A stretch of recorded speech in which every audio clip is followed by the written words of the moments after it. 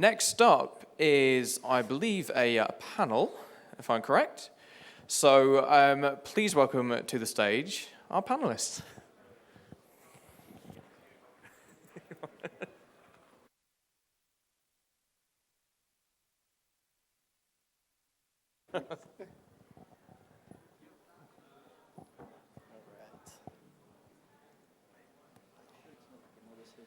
No, he's going to change it. Now. We could talk about that too. What is it?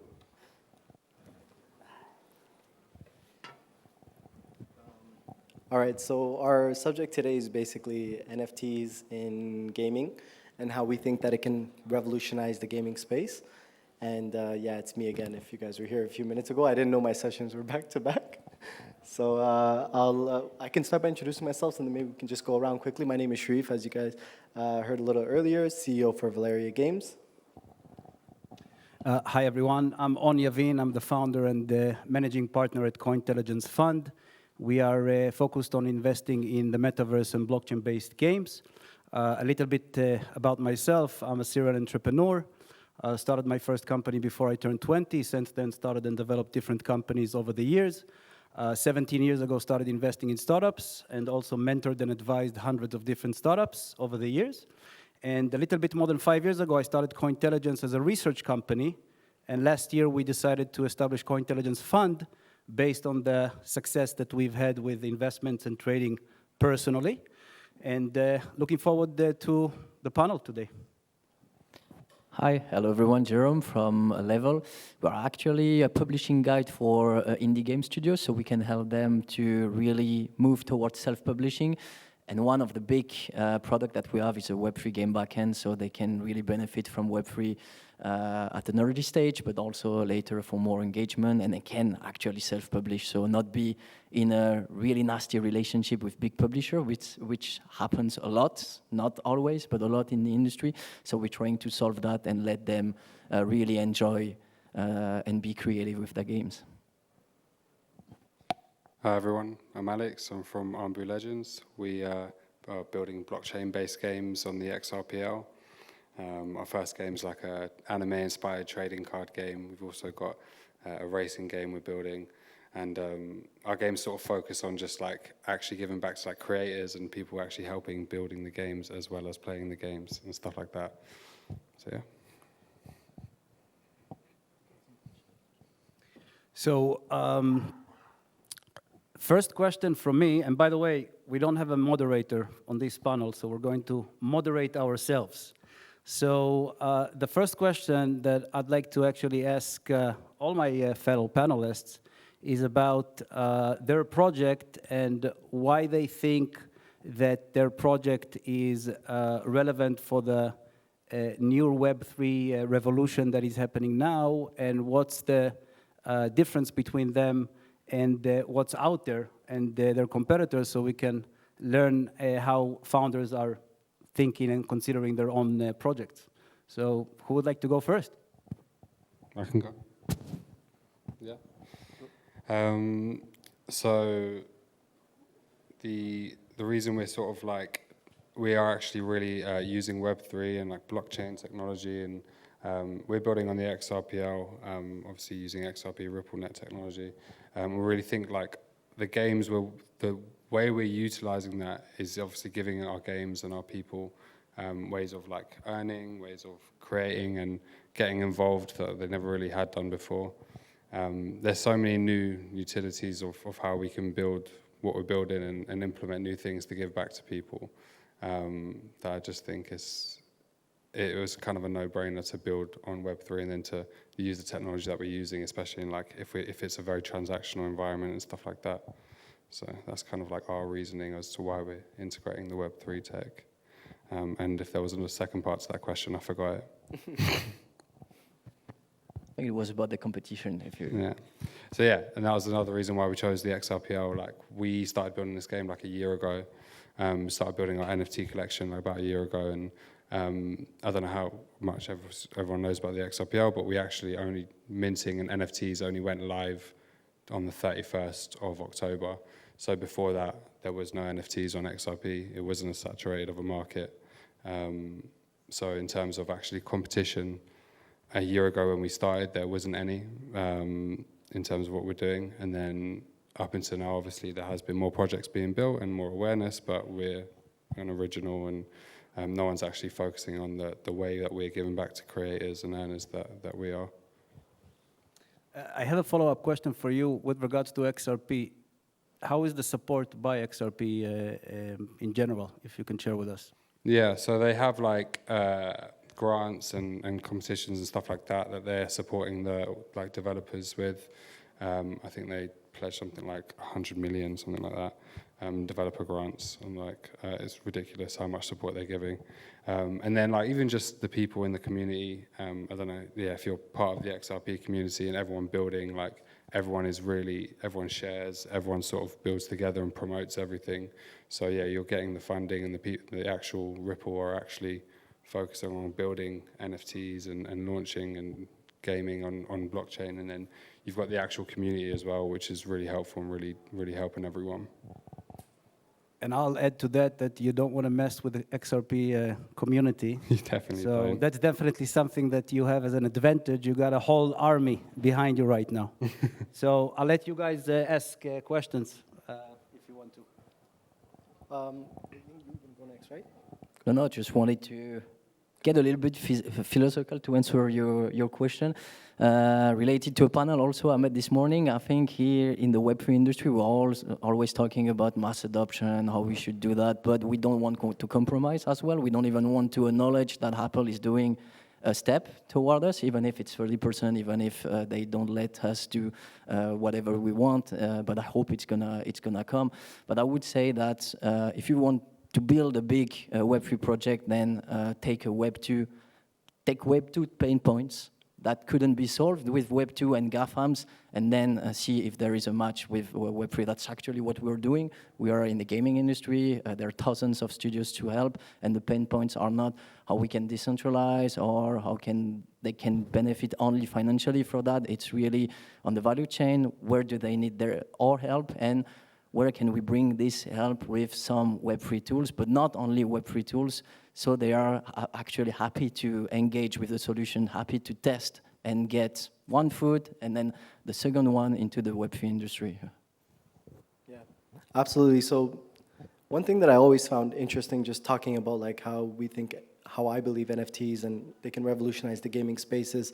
We've seen gaming take certain steps in the past in terms of, first you had to buy a game, but there was nothing purchasable inside of the game. You bought it, you got everything, that was it. Then we saw this free-to-play happen with League of Legends, and I remember when League of Legends was coming around, everyone's like, there's no way League of Legends can be successful. How are you gonna launch a game for free? How are you gonna make money? They made the most money.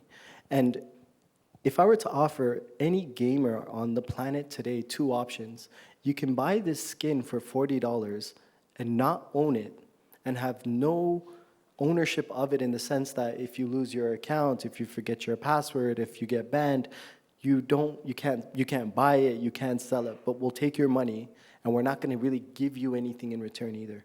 You can use it in the game, but that's about it. So that's option 1. Option 2 is you go to the same gamer and you say, for $40, here's your skin, except you can buy it, sell it, trade it, do whatever you want with it. There is no gamer today that's gonna choose option 1. So when I look at mass adoption for NFTs in the gaming industry, it's just a matter of time. It's just a matter of one game, whether it's Elysium, Star Atlas, Valeria Games, whoever. One game needs to blow up and go mainstream and offer players ownership of their assets. And the moment that that happens, mass adoption is going to follow, because it's either you're going to have to adapt, like we saw the adaptation happen with free-to-play games. League of Legends was the first free-to-play game. Now it's like every mobile game you download is free-to-play. So mass adoption is going to happen. In 5 to 10 years, I believe there's going to be no gaming studio that's going to be able to sell you anything and not give you ownership of it. And I mean full ownership, where you can buy, sell, trade. Because gamers, that will be the new standard that's going to be set by, hopefully, the next big game to come out of crypto. And the thing is, these games have been building. Star Atlas is a project that's maybe 5 or 10 years out. Elysium is a year out.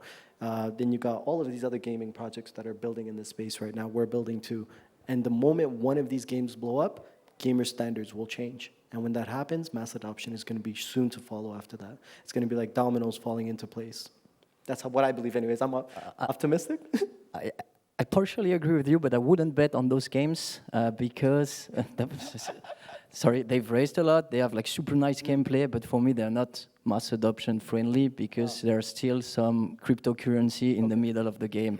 And for me, that's just my 2 cents and opinion, but and that's what we try to work on with the studios we are working with. It's more like the notion of, call it whatever you want, but ownable games where you don't have cryptocurrencies, where you don't have the speculation bit, or you can have it, but on NFTs only. And I totally agree with you on the ownership part.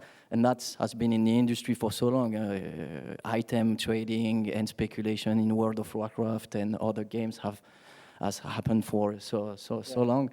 So I would say that if you still have to access some features in the game, cryptocurrencies, if you have volatility, let's take, for instance, Sorare as an example. They do have a cryptocurrency, but it's Ethereum, and you don't speculate on Ethereum through Sorare, right? And that's something we would apply for a game as well when they will be ready, but with USDC. So you can get more confident that players, Web2 players, not Web3 obviously, they would be able to try, they would be willing to try. Yeah. No, that's a very good point, actually. It's a very good point because you're absolutely right. And actually on that note of funneling 2.0 to 3.0, shout out to our sponsors, IMX. And you know, one of the reasons we're building on IMX is when you're talking about mass adoption, the blockchain needs to have no transaction fees.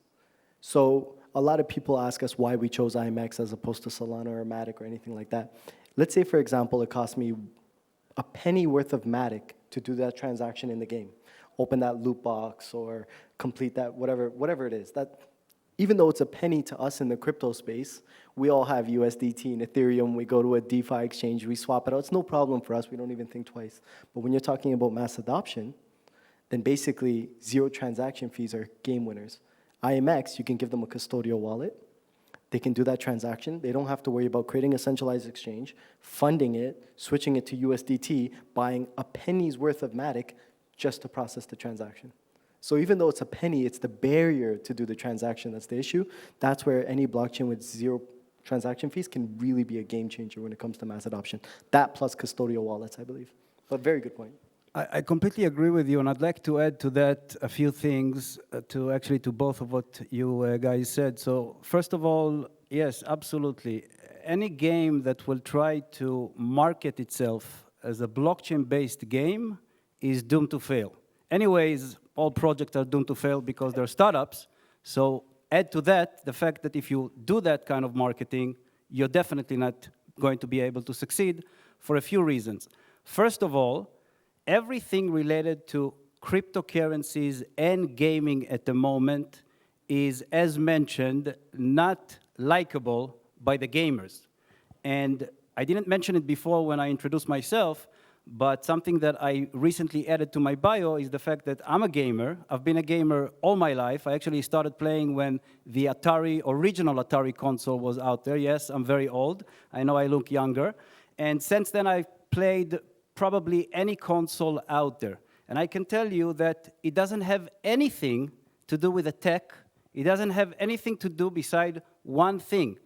People, including gamers, don't like change, and they're very afraid of change. So when you talk to people, and what you said before about the free-to-play reminded me how much resistance was there when the free-to-play started.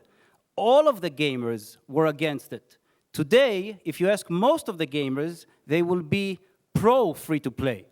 And the same thing will happen with NFT-based gaming, blockchain-based games, and so on and so on. The second thing that I wanted to add, and continuing what I said about if you market your game as a blockchain-based game, if you ask your users to connect to the game using a MetaMask, it's game over, pun intended. Don't do it. Now, I know it's a very unpopular opinion among the crypto hardcore people. I'm considered to be one of them, by the way, but I actually understand the fact that we're not going to get mass adoption if we continue to do it this way. You don't need to talk about the blockchain. Maybe the only thing that you should talk about is the NFTs part, the ownership, the identity. Fine, but don't make that as the main part of everything that you're doing, or definitely not as a main part of your marketing campaigns. And the last part that I'd like to add is the fact that everybody keeps saying that the games should be fun, and we shouldn't talk about the blockchain, or we shouldn't talk about the cryptocurrencies behind it, and so on and so on. Obviously, the game should be fun, but beside the fact that the game should be fun, you actually need to make sure that gamers would be interested to even try your game before they find out it's fun. And that's something that most people in our industry, unfortunately, completely miss. Or if you ask most of the developers out there, they will say, oh yeah, we created the best game out there, everybody will come and play it. No, it doesn't work this way, not in the real world. So that's, I think, something that most founders really need to digest and to plan accordingly before they even create or launch the game that is very fun to play. Agreed. And the last part will be regulation. That's really, really a boring one, but if NFTs are gonna revolutionize the industry, for me, that's my opinion, but it's games without cryptocurrencies, but with a strong utility for NFTs, but also NFTs that are legit. And I've had this very nice panel in NFT for Education like this morning, and they managed to do co-publishers NFTs, so NFTs legit with revenue sharing, and I will deep dive into the legal side because I want to know how they've done that. I haven't seen an NFT that is legally compliant to everything so far, and that's a big question, and I don't have the answers, but if you have some of the answers here in the panel, I'm happy to listen to them. So for me, it's very easy to answer this, actually. First of all, there's no crypto regulation. Seriously, it doesn't exist. Even if you tell me, but there's the BIT license, but in Singapore or Gibraltar or Malta, you have this kind of regulation, that kind of regulation, it doesn't exist yet. They're trying to regulate cryptocurrencies. They didn't even regulate successfully anything that we've had until now. Don't get me started on NFTs. NFTs are not regulated. We don't know what's going to happen with NFTs. And by the way, there's a very, very high chance that the SEC and other regulators will deem NFTs as securities. And then it's going to be a huge issue for the industry, even if it's going to be some of the NFTs and not all of them. Beside that, with regards to crypto and gaming regulation, we have to remember that many of the things that are happening in the games themselves by the token economics of the games can be deemed as gambling. And you really don't want to get into the gambling gray area if you're not fully regulated for gambling. And the third and last example that I would like to give you with regards to no regulation is the fact that too many founders out there are absolutely sure that if they created a DAO, they are protected from the regulators. It's exactly the opposite. Every founder of every DAO right now has a very high chances going to jail, definitely if the project sold tokens to American investors. And don't even get me started on the fact that even investors are at a risk right now, because if they have the voting rights from buying the tokens and they actually voted, they are already at a risk with the SEC, the American regulator, in some cases.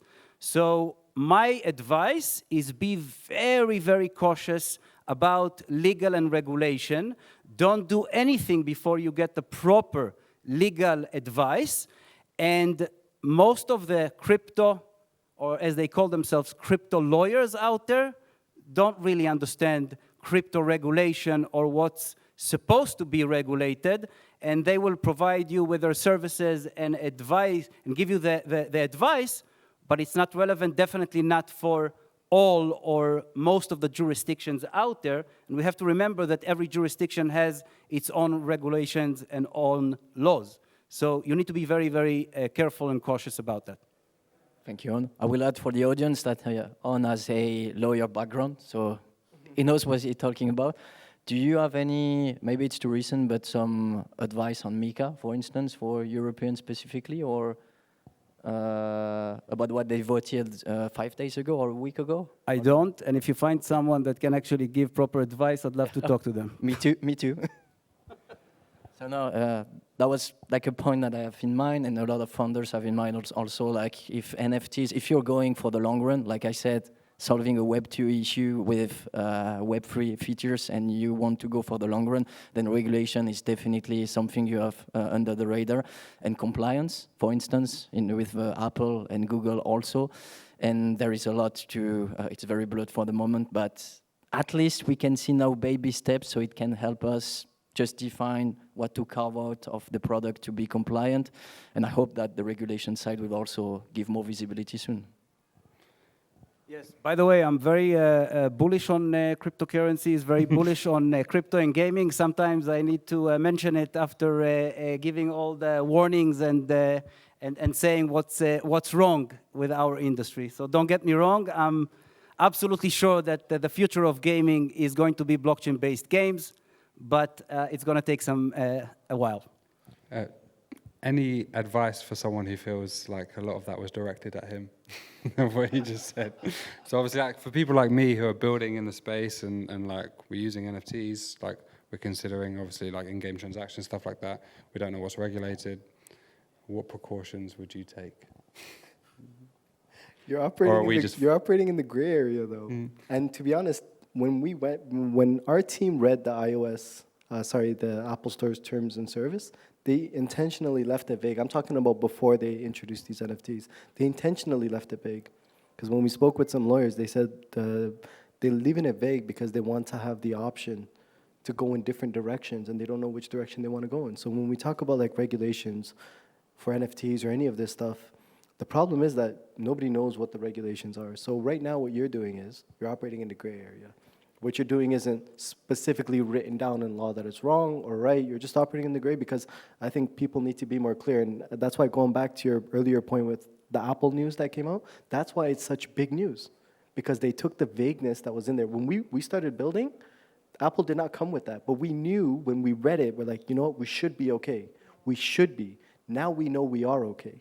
Now they came in and said, okay, here are the rules. And that's what we need. And that's what we got as far as from the Apple Store goes. We know Android doesn't care. Android just lets whatever they want on their Play Store. But at least we know from Apple's side, now they clearly told us, this is the rules, this is what you can do, this is what you can't do, and that's all we wanted. And that was a huge win for us. So again, I think regulations, like you were saying, they're important, but we just need them to tell us, this is what you can and this is what you can't do. And until it's clear, operating in the gray is operating in the gray. I think every NFT project out there operates in the gray area at some point or another. That's very interesting what you say. So did you apply to, did you submit anything that went through to the Apple Store? You said we should be okay, or what is a concrete use case that you have submitted? When we were going through their terms and service, they said that you cannot offer a crypto token, like you cannot offer a token to someone if they complete a survey and you get a token for it. You can't offer a token to someone for saying, hey, download this app, we'll give you a crypto token. Hey, do this, we'll give you a crypto token. So when I was reading through those regulations, I said, that's not, I could see the direction they were going in, where you're using the crypto token to say, hey, if you download our app, you'll get 5 tokens. That's not what we were doing. Obviously, our token is inside of the game. You're playing the game. It's used as a currency. So that's why I'm like, when I read the terms of service, I'm like, this isn't applying to what we're doing. But at the same time, it wasn't clear enough either. And now they've come out and clearly said what's okay and what isn't. But at that time, and I'm talking about a year ago, they're like, you cannot give out a crypto token for this reason. So when can you give it out? They didn't explain. They didn't say when you can do it. They just said a few examples of when you can't do it. But you can kind of look at those examples and understand the general idea of how they're thinking. And that's why we said we should be okay. Happy to see that we are, but yeah. Hopefully, fingers crossed. But so your concrete use case is to have like a crypto, a fungible token in the end in the game as to reward some mechanics in the gameplay. Is that right? Yeah, absolutely. Absolutely. And we have our backup plan, which will basically be a proxy token, like something that you can basically use as an in-game currency.